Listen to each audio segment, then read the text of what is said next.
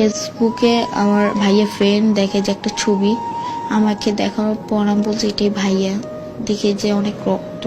তারপর আমার ওইখানেই কান্নাকাটি করতেছি, বললাম যেটা কি হয়েছে আসলে ভাইয়া।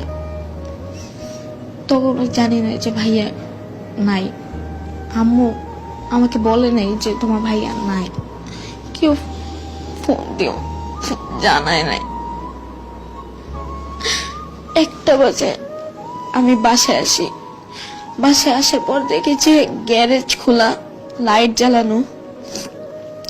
আমি সবাইকে জিজ্ঞেস করতেছি কি হয়েছে, আমাকে সবাই জড়ায় ধরে কাঁদতেছে। আমি বলছি কি হয়েছে একটু বলো, আমাকে বলতেছে না। আমাকে উপরে 6 তলায় নিয়ে আসছে জোর করে এনে বলে কিচ্ছু হয় না, তুমি শোও, তোমার ভাই আসতেছে। প্রায় 30 মিনিটের মধ্যে শুয়ে আছি, হঠাৎ করে দেখি চিৎকার দিয়ে সবাই কাঁদতেছে। বারান্দায় যাওয়ার পর দেখি যে আম্মু সবাই ধরে আছে কাঁদতেছে। আমি নিচে যেয়ে দেখি কাপড়ে কাপড় পরে আছে আমার ভাইটা। আমাদের ভাইটার সামনে কেউ যাইতেও দিতেছে না।